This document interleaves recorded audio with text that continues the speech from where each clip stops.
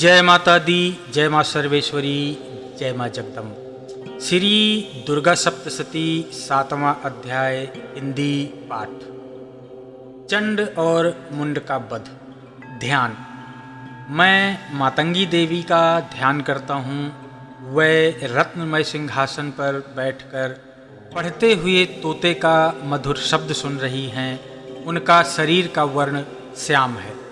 वह अपना एक पैर कमल पर रखे हुए हैं और मस्तक पर अर्धचंद्र धारण करती हैं तथा कल्हार पुष्पों की माला धारण किए हुए वीणा वादन कर रही है। उनके अंग में कसी हुई अंगिया शोभा पा रही है।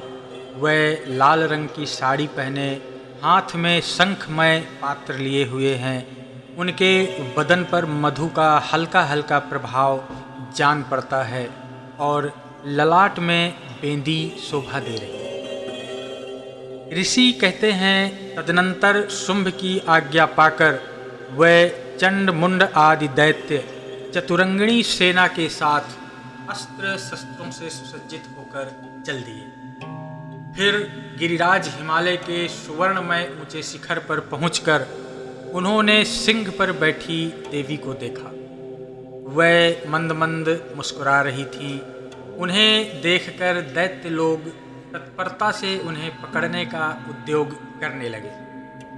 किसी ने धनुष तान लिया, किसी ने तलवार संभाली और कुछ लोग देवी के पास जाकर खड़े हो गए। तब अंबिका ने उन शत्रुओं के प्रति बड़ा रोष किया।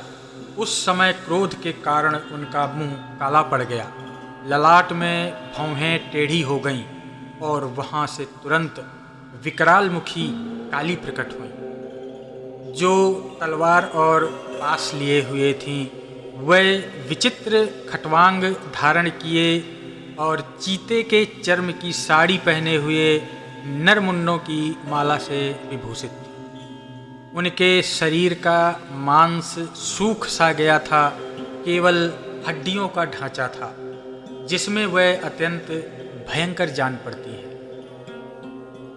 उनका मुख अत्यंत विशाल था। जीभ लपलपाने के कारण वह और भी अधिक डरावनी प्रतीत होती थी।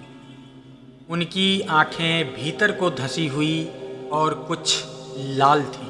उन्हें अपनी भयंकर गर्जना से संपूर्ण दिशाओं को वो गुंजा रही थी। बड़े बड़े दैत्यों का वध करती हुई वह कालिका देवी बड़े बेग से दैत्यों की सेना पर टूट पड़ी और उन सब का भक्षण करने लगी। वह पार्श्वरक्षकों, अंकुशधारी महावतों, योद्धाओं और घंटा सहित कितने ही हाथियों को एक ही हाथ से पकड़कर अपने मुख में डाल लेती थी।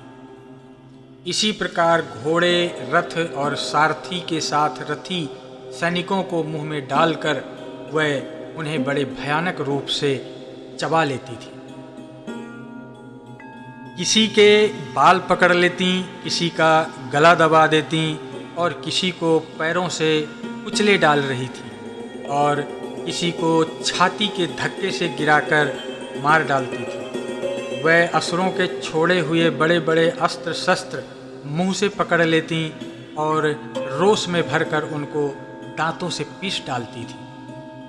काली ने बलवान एवं दुरात्मा दैत्यों की वह सारी सेना रौंद डाली, खा डाली और कितने ही उनके डर से भाग खड़े हुए। बहुत सारे तलवार के घाट उतर गए, कोई खटवांग से पीटे गए और कितने ही असुर दांतों के अग्रभाग से कुचले जाकर मृत्यु का ग्रास बने। इस प्रकार देवी ने असुरों की उस सारी सेना को क्षण भर में मार गिराया।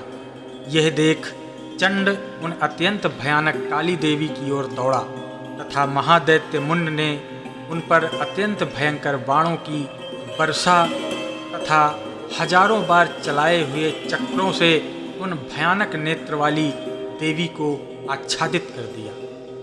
वह अनेकों चक्र देवी के मुख में समाते हुए ऐसे जान पड़े मानो सूर्य के बहुतेरे मंडल बादलों के उदर में प्रवेश कर रहे हैं।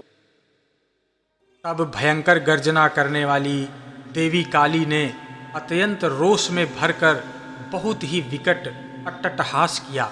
उस समय उनके विकराल बदन के भीतर कठिनता से देखे जा सकने वाले दांतों की प्रभा से वह अत्यंत उज्जवल दिखाई देती थी। देवी ने बहुत बड़ी तलवार हाथ में ले हंग का उच्चारण करके चंड पर धावा किया और उसके केस पकड़कर उसी तलवार से उसका मस्तक काट दिया। चंड को मारा गया देखकर मुंड भी देवी काली की ओर दौड़ा। तब देवी काली ने रोष में भरकर उसे भी तलवार से घायल करके धरती पर सुला दिया। महापराक्रमी चंड और मुंड को मारा गया देखकर जो बाकी सेना मरने से बच गई थी वह भय से व्याकुल होकर चारों ओर भाग खड़ी हुई। तदनंतर देवी काली ने चंड और मुंड का मस्तक हाथ में ले चंडिका के पास जाकर प्रचंड अट्टहास करते हुए कहा, हे देवी, मैंने चंड और मुंड नामक इन दोनों महापशुओं को तुम्हें भेंट किया है। अब युद्ध यज्ञ में तुम सिंभ और निशुंभ का स्वयं ही वध करना। ऋषि कहते हैं, वहां लाए हुए उन चंड मुंड नामक महादैत्यों को देखकर कल्याणमयी चंडी ने देवी काली से मधुर वाणी में कहा, हे देवी, तुम चंड और मुंड को लेकर मेरे पास आई हो, इसलिए संसार में तुम चामुंडा के नाम से विख्यात होगी। श्री मार्कंडेय पुराण में सावर्णिक मनवंतर की कथा के अंतर्गत देवी महात्म्य में चंड मुंड वध नामक 7वां अध्याय संपन्न हुआ। जय माता दी।